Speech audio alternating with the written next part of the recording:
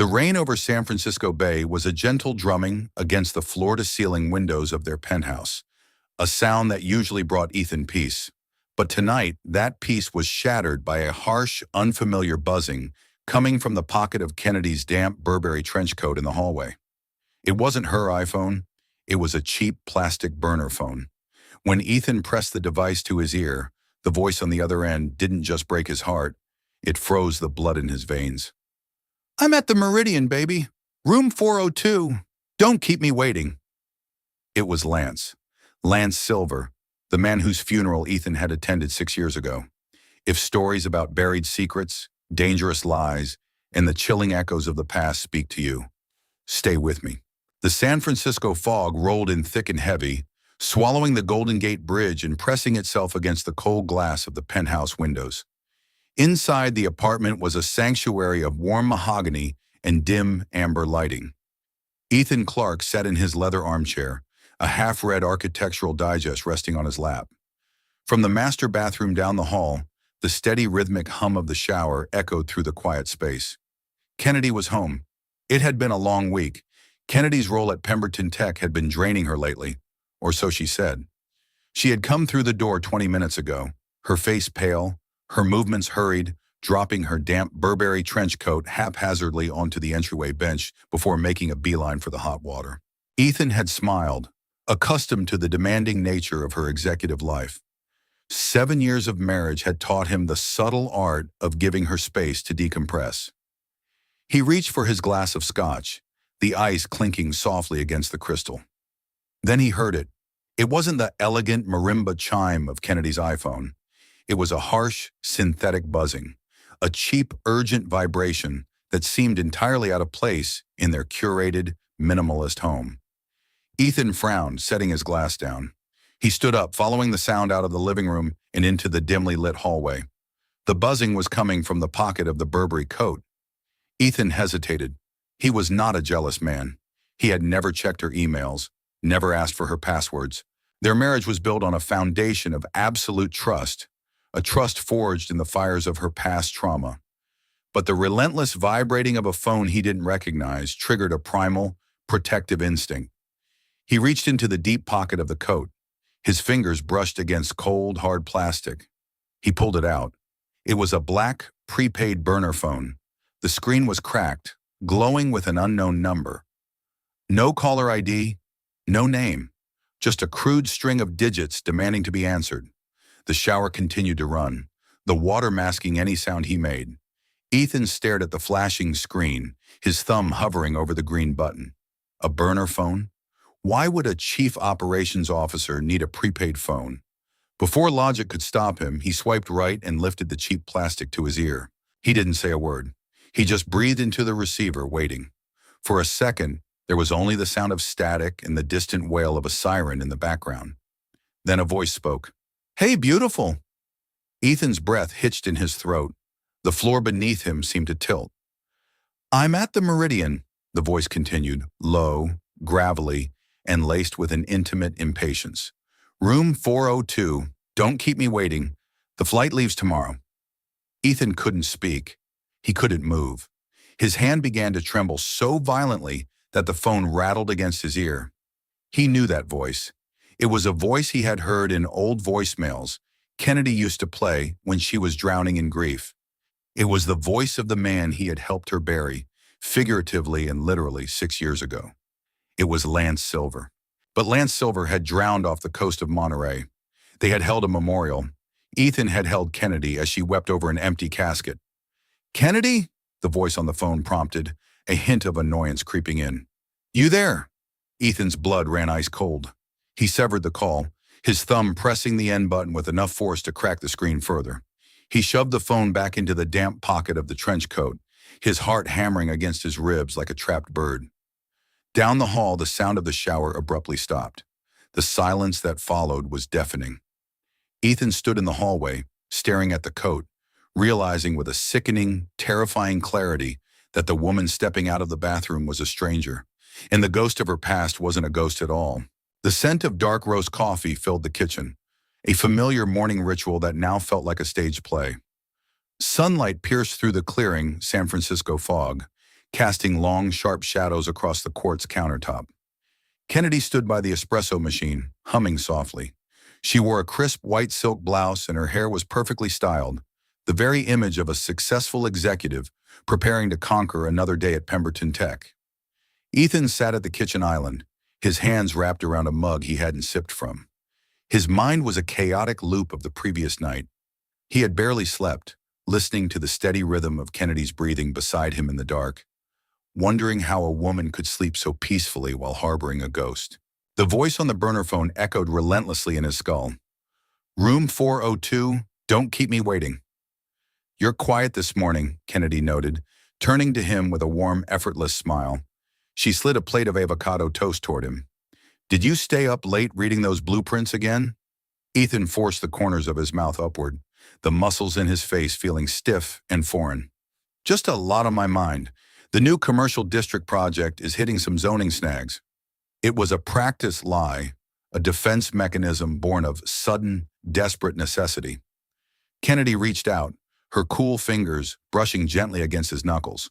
The touch, which usually brought him comfort, now sent a faint shock of revulsion up his arm. He held his ground, forcing himself not to pull away. "Don't stress too much, Ethan. You always figure it out," she said softly, her eyes entirely clear, entirely innocent. The cognitive dissonance was paralyzing. How could she look at him with such unwavering affection if she was planning to meet a dead man at a luxury apartment building? Was it possible he had imagined the call, a hallucination brought on by exhaustion? But the memory of the cheap plastic vibrating against his palm was too visceral, too real. "I have a morning meeting with the board," Kennedy announced, glancing at her smartwatch. "I should finish getting ready." She pressed a quick kiss to the top of his head and walked down the hall toward the master suite. Ethan waited until he heard the hum of her electric toothbrush. The moment the sound started, he moved. He bypassed the damp Burberry coat hanging by the door. He already knew the burner phone was gone. He had checked at 3 in the morning, finding only an empty pocket. Instead, he gravitated toward her everyday leather tote bag, resting on the entryway console. His hands moved quickly, silently unzipping the main compartment. He felt like an intruder in his own home. He bypassed the leather wallet, the makeup pouch, the neat stack of corporate folders. He was looking for anomalies. His fingers traced the inner lining of the bag, searching for the telltale texture of a hidden pocket.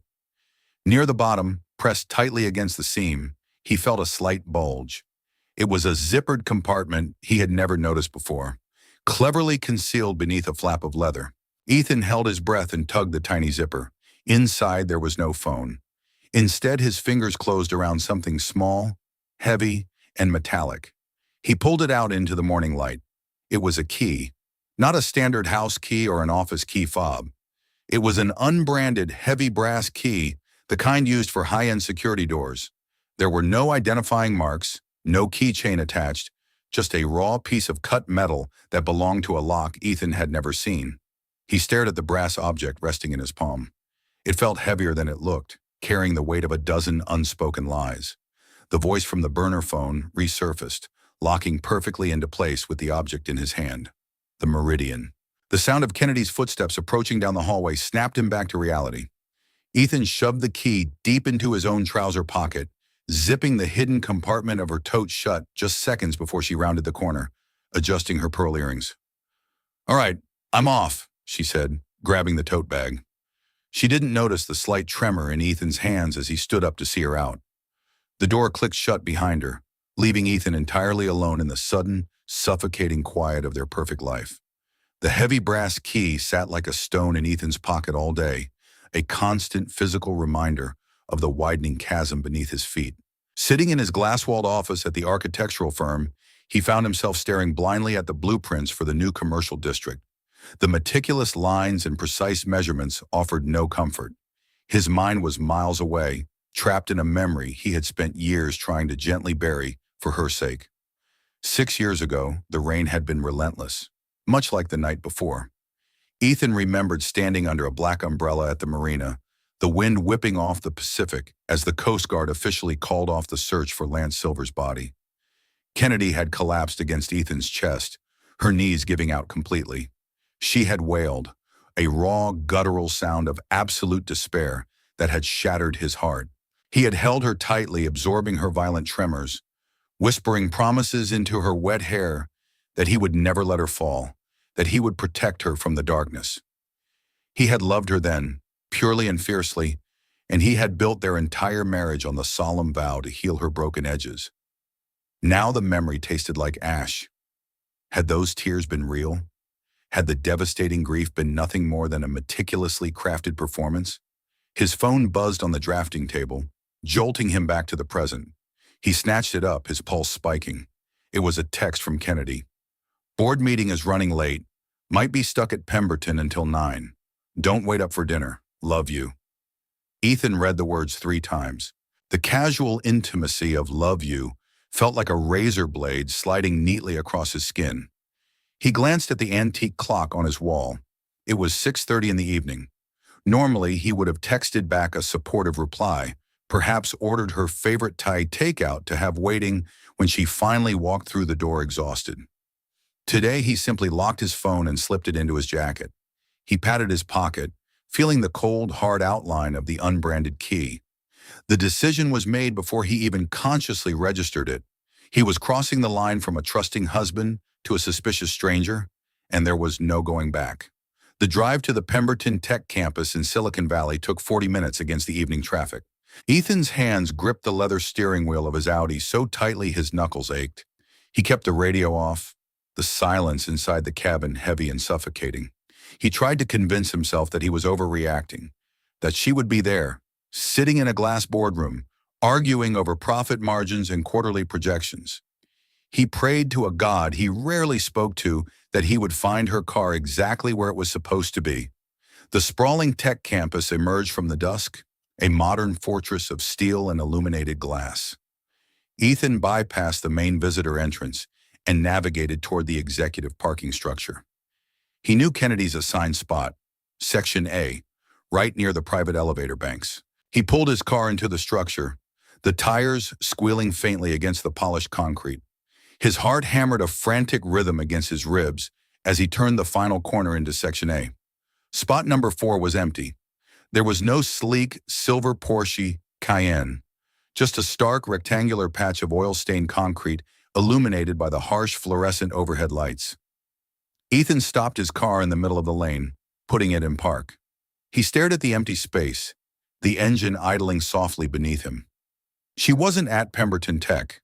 She wasn't in a board meeting. The text message had been a calculated, preemptive strike to buy herself time. Ethan leaned his head back against the leather headrest, closing his eyes as a wave of profound, sickening clarity washed over him. The ghost was real. The key was real.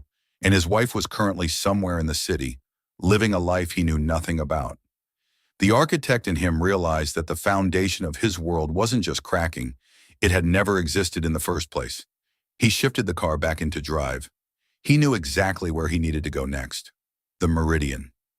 The Meridian stood as a monolithic spire of glass and steel against the bruised purple sky of the San Francisco evening. Ethan parked his Audi down the block, wedging it between a delivery truck and a damp brick wall, rendering himself practically invisible. He turned off the engine, plunging the cabin into a suffocating silence, save for the rhythmic drumming of a new wave of rain against the windshield. He stared at the glowing entrance of the luxury apartment building. Minutes bled into an hour.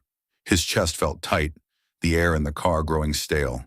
He kept his eyes locked on the revolving doors, every passing figure sending a jolt of adrenaline through his system. Part of him, the desperate, clinging husband, hoped she wouldn't show up. He prayed this was all a misunderstanding, an elaborate prank, a grotesque mistake. But the cold brass key pressing against his thigh anchored him to the brutal reality. At 7:40, a sleek black town car pulled up to the curb. Not her silver Porsche, a hired car, untraceable, anonymous. The rear door opened, and a pair of familiar black Louboutin heels stepped onto the wet pavement. Ethan stopped breathing. It was Kennedy. She didn't look like the commanding executive who ran board meetings with an iron fist. She didn't look like the loving wife who had kissed him goodbye that morning. As she stood under the amber glow of the street lamp, Ethan watched a chilling transformation take place. She pulled the collar of her Burberry trench coat up, shielding her face from the wind, but also from prying eyes. Her posture, usually so rigid and proud, softened into something secretive, almost feline.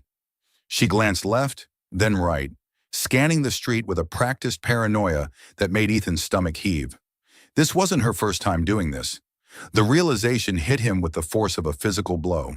The fluidity of her movements, the calculated way she tipped the driver without making eye contact. It was a routine, a well-rehearsed choreography of deception. Ethan's hands gripped the steering wheel, his knuckles turning bone white. The impulse to throw open the door, march across the slick pavement, and grab her by the arm was overwhelming. He wanted to scream her name, to shatter the illusion right there on the street. If I confront her now, he thought, I can stop her from going up. I can demand the truth. But what truth would he get? She was a master architect of lies. She had built a 7-year marriage on a foundation of ghosts. If he attacked now, without knowing the full scope of the rot, she would weave another narrative. She would gaslight him into the ground. He forced himself to stay seated. He watched, paralyzed by a sickening mixture of heartbreak and morbid fascination, as his wife approached the glass doors. The concierge, a young man in a sharp suit, smiled and nodded in recognition. He didn't ask for her ID. He didn't announce her. He simply buzzed her through. She was a regular. Kennedy stepped into the opulent lobby, the golden light catching the damp ends of her hair. She didn't head for the reception desk. She walked purposefully toward the private elevator banks. Ethan imagined the numbers ticking upward on the digital display above the doors. 1, 2, 3, 4, room 402. The elevator doors slid shut, taking his wife up to a man who was supposed to be dead. Ethan sat in the dark, the cold seeping into his bones. The illusion was entirely broken. He was no longer a husband waiting for his wife to come home from work. He was an investigator standing at the edge of a massive, terrifying crime scene, and he was entirely alone. The morning sun did little to burn off the chill settling deep inside Ethan's bones. He had returned home the night before, long before Kennedy, feigning sleep when she finally slipped into bed smelling of rain and an unfamiliar, expensive cologne. Now, sitting at a corner table inside Café Lumière, a chic French bistro near the financial district, he waited for the one person who might hold a piece of the puzzle. Emily Burton.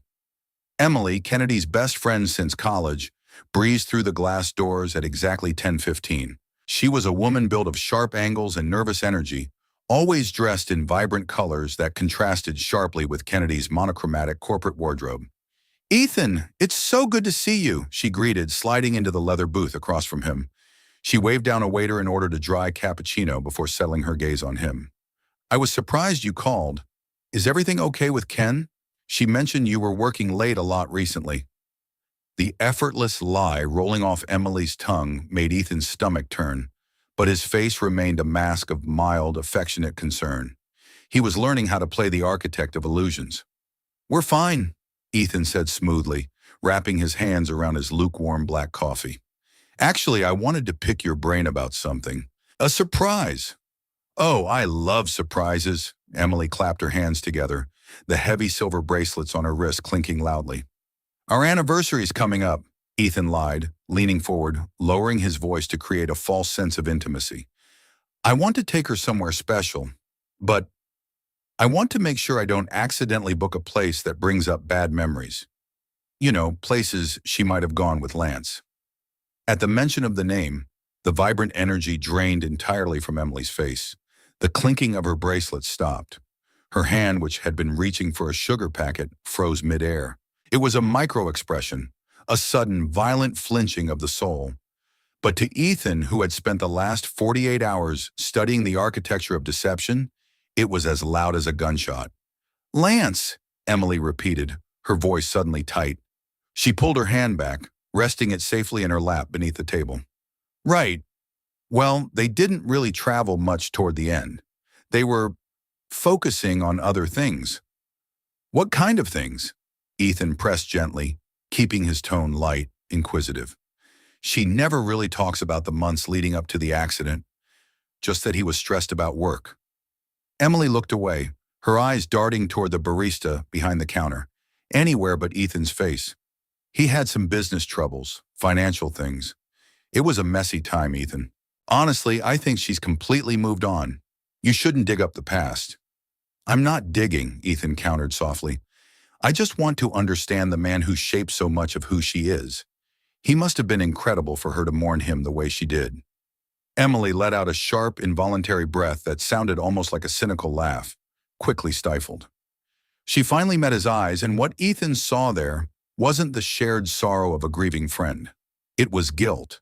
It was a deep, terrified panic. Lance was a lot of things, Emily said, her voice dropping to an urgent whisper, as if the walls of the cafe were listening. But he wasn't a saint, Ethan. He was reckless. He left messes behind. Ken spent years cleaning them up. You gave her a clean slate. Don't ruin it by chasing a ghost. The waiter arrived, placing the cappuccino between them, but the porcelain cup only punctuated the heavy, suffocating silence. Emily grabbed her purse, suddenly looking desperate to escape the booth. I have a meeting I can't miss, she stammered, standing up without touching her drink. Just take her to Paris, Ethan. Somewhere new. Leave the past alone. She hurried out of the cafe, leaving Ethan sitting in the quiet hum of the morning crowd. He stared at the untouched cappuccino. Emily hadn't confirmed that Lance was alive, but she had confirmed something equally devastating. The narrative Ethan had been fed for 7 years was a carefully constructed fabrication. Kennedy hadn't been mourning a tragic hero. She had been covering up a mess, and Emily had helped her paint over the bloodstains. He was entirely alone in a house of mirrors. The subterranean parking garage of the Meridian was a cavern of polished concrete and harsh, humming fluorescent tubes. Ethan had slipped inside by tailgating a silver Tesla through the security gates, his heart hammering a frantic rhythm against his ribs as the heavy metal grill rattled shut behind him. The air down here tasted of stale exhaust and damp earth, a stark contrast to the sterile luxury of the lobby above. He parked his Audi in a dark corner reserved for maintenance vehicles, killed the engine, and stepped out into the echoing silence. He moved like a trespasser in his own life, navigating the labyrinth of luxury cars until he found a vantage point behind a massive, load-bearing pillar that offered a clear view of the private elevator banks. The digital display above the brushed steel doors glowed a faint, clinical red. It was currently resting on the 4th floor. Room 402. Ethan leaned his shoulder against the cold, rough concrete of the pillar. The brass key burned like a coal in his pocket. He checked his watch. It was nearing midnight. He had been waiting for 2 hours, battling the creeping dread that he was losing his mind, that grief and overwork had finally fractured his sanity. He almost wanted it to be a hallucination. Madness would be easier to forgive than what he was about to face. Then the mechanical hum of the elevator cables vibrated through the floorboards. The red numbers on the display began to descend. 4, 3, 2. Garage. A soft, melodic chime echoed through the empty cavern. Ethan stopped breathing. He pressed himself flatter against the pillar, the rough concrete biting into his suit jacket. The brushed steel doors slid open with a quiet hiss. For a fraction of a second, Ethan expected a stranger, a businessman, a tenant, anyone else. But the figure that stepped out of the illuminated car and into the dim garage was a ghost made of flesh and bone. It was Lance Silver. He didn't look like the polished, smiling fiancé from the framed photographs Kennedy used to keep on her nightstand. 6 years had weathered him. The sharp, arrogant jawline was covered in a rough, graying scruff. He wore a dark leather jacket over a faded t-shirt, his posture defensive, his eyes darting across the shadows of the garage with the restless paranoia of a hunted animal. He looked older, harder, and undeniably alive. Ethan's stomach plummeted into a bottomless abyss. The air in his lungs turned to lead. Lance reached into his jacket, pulled out a pack of cigarettes, and casually brought one to his lips. The sharp scrape of a lighter echoed off the concrete, illuminating his face in a brief, orange flare. Ethan saw a thin, jagged scar running along the man's left jaw, a mark that hadn't been there in the photographs. He inhaled deeply, the tip of the cigarette glowing a bright, angry red in the gloom. He was breathing. He was smoking. He was existing. The sheer, monumental scale of the lie threatened to crush Ethan where he stood. He remembered the funeral. He remembered the smell of the lilies, the polished wood of the empty casket, the suffocating weight of Kennedy's grief as she sobbed against his chest. He remembered paying for the memorial service because Kennedy's accounts had been frozen due to Lance's sudden financial troubles. It had all been a stage play, an elaborate, grotesque masterpiece of deception, and Ethan had been the unwitting understudy brought in to play the role of the tragic, supportive husband. Lance exhaled a plume of gray smoke, tossed the lighter back into his pocket, and began walking toward a dark, unassuming sedan parked near the exit. His footsteps were heavy, echoing with a solid, undeniable reality.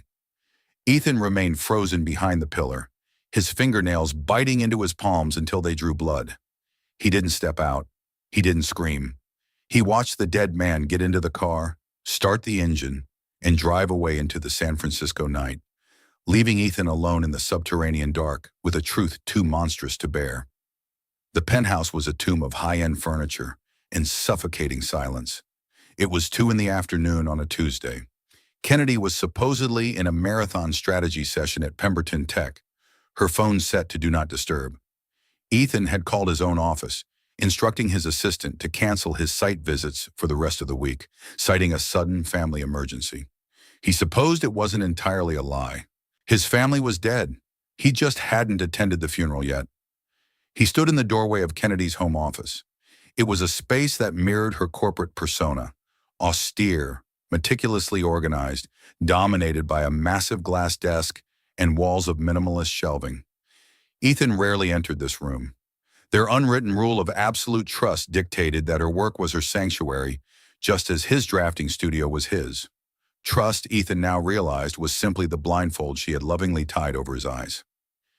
He walked past the glass desk and approached a large, abstract canvas hanging on the far wall. It was a stark composition of black and gray slashes. He lifted the heavy frame off its hooks, setting it carefully on the pristine rug. Behind it sat a flush, brushed steel wall safe. He had known it was there since they bought the penthouse, but he had never once asked for the combination. Now, staring at the digital keypad, he felt a bitter, cynical calm wash over him. The panicked, trembling husband from the garage had been hollowed out, replaced by an architect dissecting a structurally flawed building. He rested his fingers on the cold keys. He tried her birthday. A red light flashed. He tried their wedding anniversary. The red light flashed again, a tiny, mocking pulse in the quiet room. Ethan stepped back, closing his eyes. If he were a woman who had built an entire existence around a singular, defining lie, what numbers would anchor her reality? What was the true anniversary of her current life? A sickening thought crystallized in his mind. He leaned forward and typed 4 digits. 0814. August 14th. The day the Coast Guard had officially called off the search in Monterey Bay. The day Lance Silver died, and Ethan's utility as a savior began. The keypad beeped a soft, melodic green. The heavy steel door clicked ajar. Ethan's breath hitched, but his hands remained perfectly steady as he pulled the door open. He didn't know what he expected to find. Love letters, hotel receipts, perhaps a secondary burner phone. But there was nothing sentimental inside the steel cavity. It was filled with thick, manila folders and a stack of black leather ledgers. He pulled the heaviest folder out and carried it to the glass desk, spreading the contents under the harsh glare of the desk lamp. They were bank statements. Not from their joint accounts at Chase, but from an offshore institution in the Cayman Islands registered to a shell corporation named Silverline Holdings. Ethan's eyes scanned the meticulously highlighted columns. Wire transfers, massive, systematic bleeding of funds. 50,000 here, 100,000 there. He traced the dates and origin points, his blood turning to ice as the architecture of her fraud revealed itself. The money wasn't just coming from her executive salary at Pemberton Tech. He cross-referenced a transfer from 6 months ago, $200,000, with a mental snapshot of his own finances. It was the exact week he had deposited the massive bonus from his cornerstone project in Seattle into their future home joint savings account. She had systematically siphoned his earnings, laundering his hard-earned wealth through phantom vendors and dummy LLCs. She wasn't just keeping Lance hidden. She was keeping him in luxury. The penthouse, the Audi, the quiet, stable life Ethan provided. It was all a beautifully constructed front. He was the perfect, respectable shield against the authorities, and his bank accounts were the engine powering a dead man's lavish exile. Ethan sat back in the ergonomic leather chair, the silence of the room roaring in his ears. The physical affair was a betrayal of the flesh, but this meticulous, decade-long parasitism was a violation of his very soul. He wasn't a husband. He had never been a husband. He was a mark. And the woman he loved was nothing more than a brilliant, ruthless architect of his ruin. He carefully gathered the papers, perfectly realigning their edges, and placed them back into the safe. He had the blueprints now. It was time to demolish the building. The soft, electronic click of the wall safe, locking shut, sounded like a judge's gavel in the stillness of the penthouse. Ethan did not immediately step away from the abstract painting he had carefully rehung. He stood there, the ambient hum of the city far below serving as the only soundtrack to the complete collapse of his reality. The financial documents had provided the how. Now he needed the why. He moved to the living room, opening his MacBook on the marble coffee table. The afternoon sun was beginning to cast long, harsh shadows across the floorboards. He typed Lance Silver's name into the encrypted search engine he used for secure firm communications. He bypassed the tragic obituaries, the touching memorial pages, and the archived local news reports of the tragic boating accident off Monterey Bay. He dug deeper, adding keywords: investigation, fraud, federal, subpoena. On the fourth page of the search results, buried within a defunct financial watchdog blog, he found it. It was a scanned copy of a leaked federal docket, dated exactly 3 days before Lance's boat mysteriously capsized in rough waters. The charges were staggering. Lance hadn't just been experiencing business troubles, as Emily had so delicately put it. He had been the primary architect of a massive multi-million-dollar embezzlement scheme, defrauding investors through a labyrinth of phantom tech startups. The SEC had frozen his public assets, and the FBI was preparing to execute an arrest warrant. Lance hadn't drowned. He had vanished to avoid a 20-year federal prison sentence. Ethan stared at the harsh blue light of the screen, the pieces of the puzzle snapping together with a sickening, violent force. Kennedy hadn't just helped her lover escape. She had orchestrated his resurrection in the shadows. But to keep a fugitive comfortable, to maintain a high-end lifestyle without drawing the scrutiny of the IRS or the FBI, she needed a flawless cover. She needed someone with immaculate credit, a spotless reputation, and a demanding, high-paying career that would blind them to the missing funds. She needed a host. Ethan closed his eyes as a memory surfaced, unbidden and agonizingly clear. He remembered the night they met at an architectural charity gala, exactly 5 months after the search for Lance was called off. He remembered how she had seemingly tripped, spilling champagne on his tuxedo jacket. He remembered her tearful, beautiful apology, the vulnerability in her eyes that had instantly captivated his protective instincts. It hadn't been an accident. It had been an audition. The realization hit him with a physical weight, crushing the breath from his lungs. He hadn't won her heart. He had merely passed the background check. Every tender touch, every whispered assurance in the dark, every anniversary dinner. It had all been a meticulously calculated performance to keep him docile, to ensure he kept signing the checks and providing the illusion of a perfect, respectable American marriage. His hands hovered over the keyboard. With one phone call to the FBI field office in San Francisco, he could end it all. He could give them the address of the Meridian, the offshore account numbers, and watch the authorities tear down Kennedy's carefully constructed empire. It would be swift, brutal justice. But as Ethan looked at his own pale, hollowed reflection in the dark bezel of the laptop screen, he knew a simple arrest wouldn't be enough. The law could punish them for the money, but only he could punish them for the stolen years. He didn't want Kennedy dragged away in handcuffs while maintaining her mask of victimhood.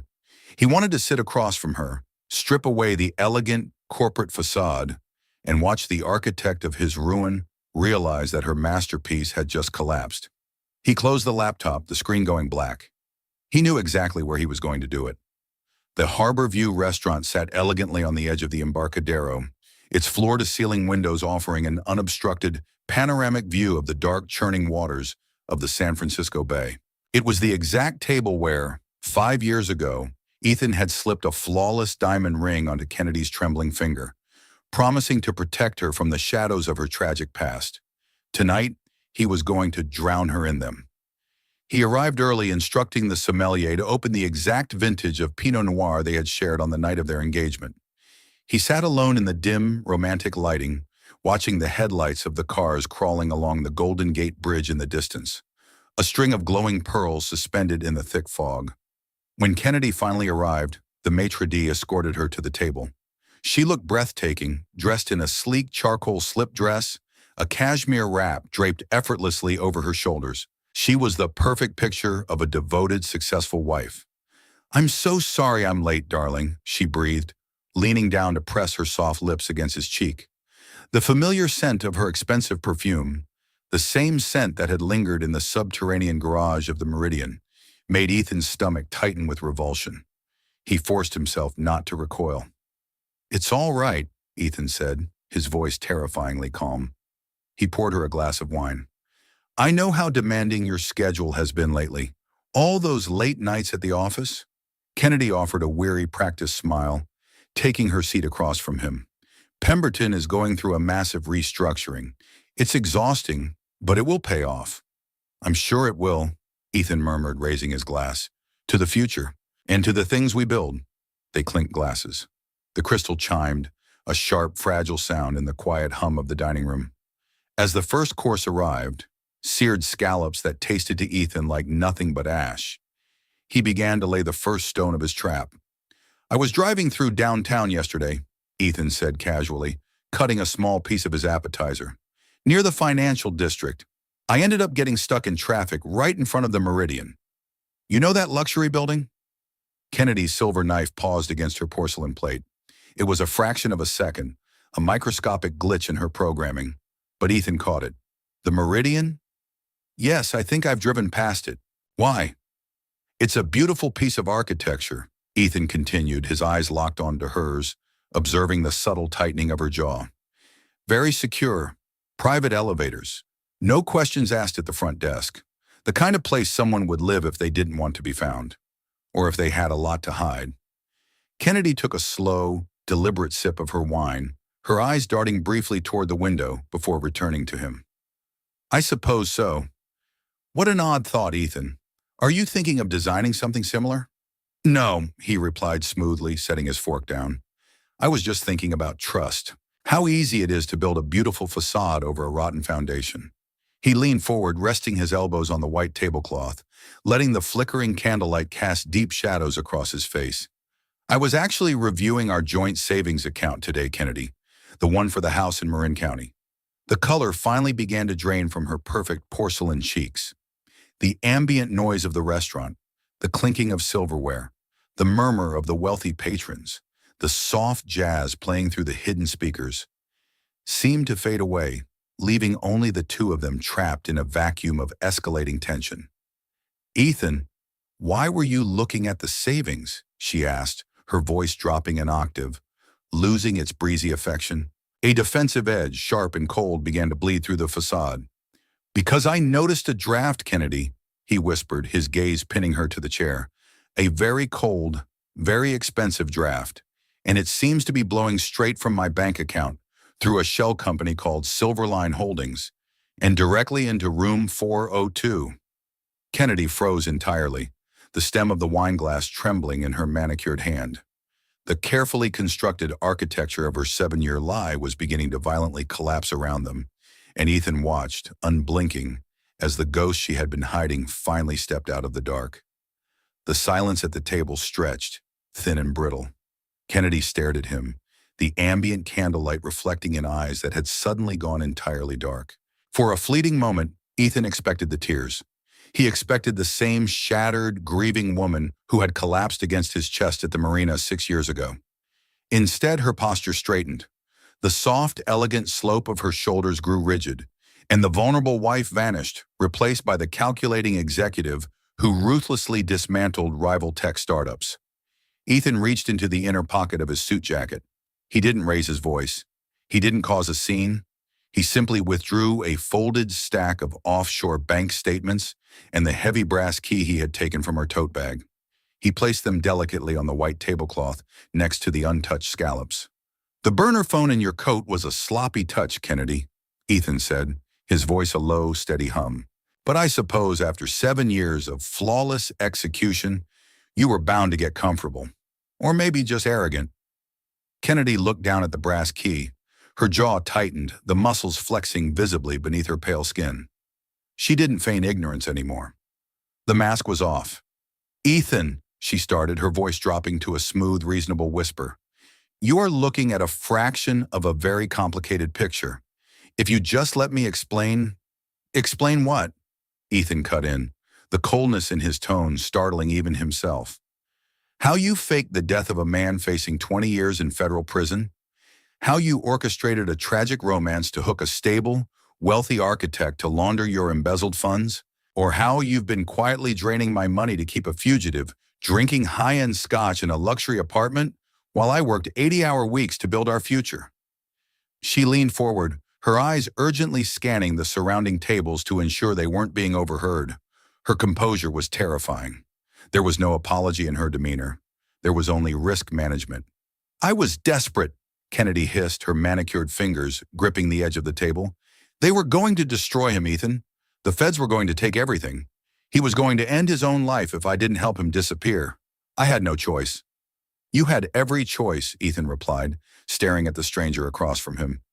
"You chose to use me. You didn't marry a husband, Kennedy. You hired an alibi." Kennedy reached across the table, her hand covering his. Her touch was icy. "That's not true," she pleaded, her voice suddenly softening, attempting to summon the old magic, the vulnerability that had anchored him to her for nearly a decade. "I love you. What we have, our home, our life, that is real. Lance is a ghost, Ethan.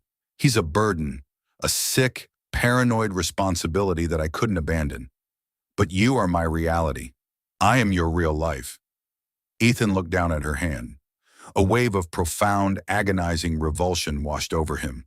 The psychological manipulation was seamless. Even now, trapped in a corner, she was trying to weaponize his own protective instincts against him, casting Lance as the burden and herself as the trapped victim. Before Ethan could pull his hand away, a shadow fell across their table, blocking the dim glow of the chandelier above them. The air in the restaurant seemed to drop 10 degrees. Ethan looked up, his blood turning to ice water in his veins. Standing there, bathed in the atmospheric lighting of the dining room, was a man in a tailored dark suit. He looked polished, dangerous, and undeniably alive. "She's right, Ethan," Lance Silver said, his voice a low, gravelly purr that matched the burner phone perfectly. "She is your wife, and we need to have a quiet conversation about our future." The approaching waiter was waved off with a sharp, dismissive flick of Lance Silver's wrist. The dead man pulled a heavy mahogany chair from an adjacent empty table and slid it smoothly between Ethan and Kennedy. The leather creaked under his weight. Up close, the ghost was alarmingly tangible. The faint scent of stale tobacco and that expensive, unfamiliar cologne, the one that had lingered on Kennedy's skin in the dead of night, wafted across the pristine white tablecloth, entirely souring the delicate aroma of the Pinot Noir. Lance smiled. It was a cold, predatory stretching of the lips that did not reach his eyes. "You have a beautiful wife, Ethan, and a very successful architectural firm. It would be a profound tragedy to see both of those things destroyed over a simple misunderstanding." Ethan's pulse hammered violently against his throat, but he forced his hands to remain perfectly still next to his plate. He did not look at Kennedy. His gaze remained locked on the fugitive. "There is no misunderstanding here. There is a wanted man, a willing accomplice, in a decade of federal wire fraud. A fraud that your money funded," Lance corrected smoothly, leaning forward so that the jagged scar along his jawline caught the flickering candlelight. "Let's play this out, architect. You walk out of here and call the FBI. You hand over those neat little offshore bank statements. What happens next? I get arrested. I do my time. But Kennedy goes to a federal penitentiary for 10 years for aiding, abetting, and money laundering. And you?" Lance paused, letting a dry, grating chuckle slip from his throat. Do you honestly think the feds will believe the brilliant, detail-oriented architect didn't notice hundreds of thousands of dollars bleeding out of his own accounts? I will make sure the investigators believe you were the mastermind. I'll testify that you laundered my money through your new commercial district project in Seattle. Your firm will be raided, your assets frozen, your reputation, your license, your entire life's work evaporated in a matter of weeks.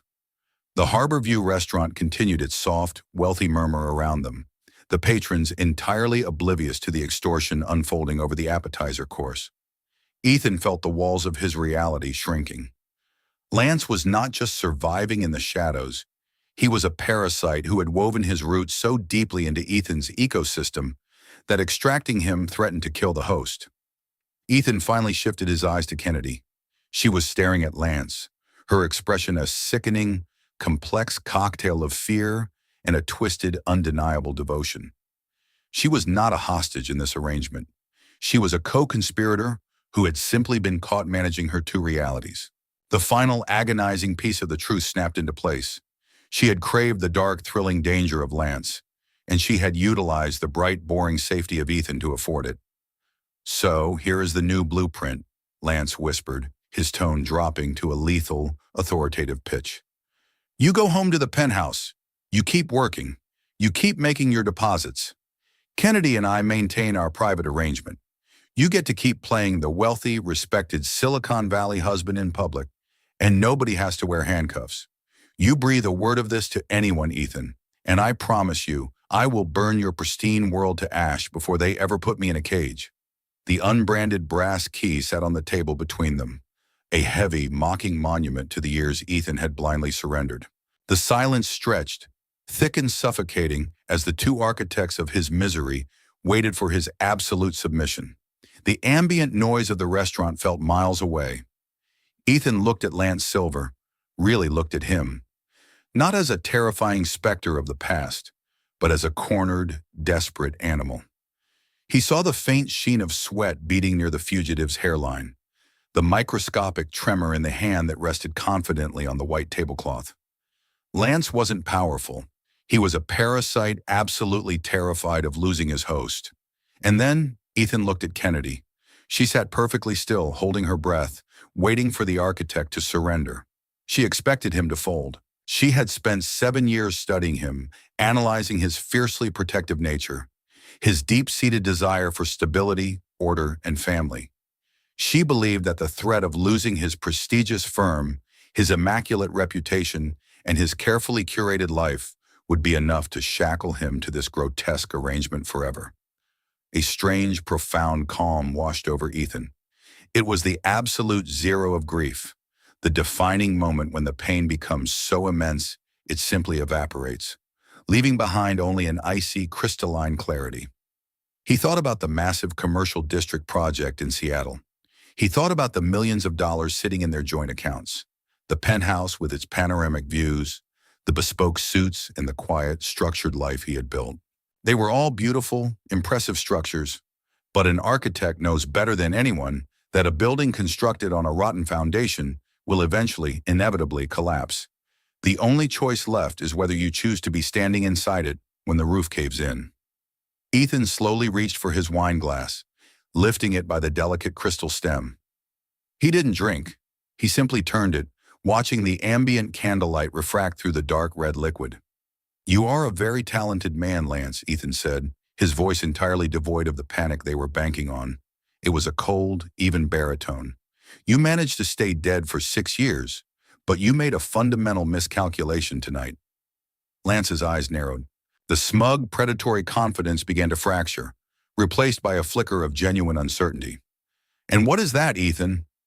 "You assumed I am as terrified of reality as the two of you are," Ethan replied smoothly. He set the glass down. "You assumed I would rather live in a comfortable, heavily funded nightmare than wake up in the cold." Kennedy finally spoke, her voice cracking, the polished executive facade fully slipping to reveal the panicked grifter beneath. "Ethan, please, don't do this. He's not bluffing. They will destroy everything you've built. They will lock us both away. I did this for us, so we could have a life." "No, Kennedy." Ethan corrected her softly, a tragic final note of absolute pity in his tone. You did this for a ghost. I was just the mortar you used to patch the holes in your mausoleum.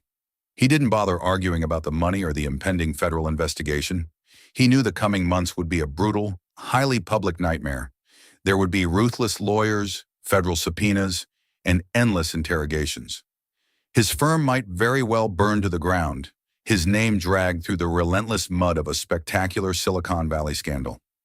But as he looked at the two of them, two people entirely trapped by their own elaborate, suffocating lies, he realized that losing his wealth was a remarkably small price to pay for his own sanity.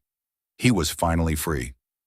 Ethan stood up, his chair scraping loudly against the polished wooden floor. He reached for his left hand. With a slow, deliberate motion, he twisted the heavy platinum wedding band off his finger. The metal felt suddenly foreign, a heavy, meaningless artifact from a civilization that had never truly existed. He placed the ring on the white tablecloth, resting it precisely between the brass key to room 402 and the offshore bank statements. It clinked softly, a final, definitive period at the end of a 7-year sentence. Kennedy reached for it instinctively, her eyes widening in absolute terror as the reality of her collapsing empire finally set in. Ethan, she whispered, a desperate, broken plea hanging in the air. Ethan adjusted his suit jacket, looking down at the woman he had loved with every fiber of his being, feeling nothing but the bittersweet, hollow ache of acceptance. You can keep the ghost, Kennedy, Ethan said, his voice carrying the quiet, devastating weight of absolute finality. I'm choosing the living. He turned his back on the table and walked away. He didn't look back as he navigated the crowded dining room, stepped out the heavy glass doors of the Harborview restaurant, and disappeared into the cold, cleansing fog of the San Francisco night.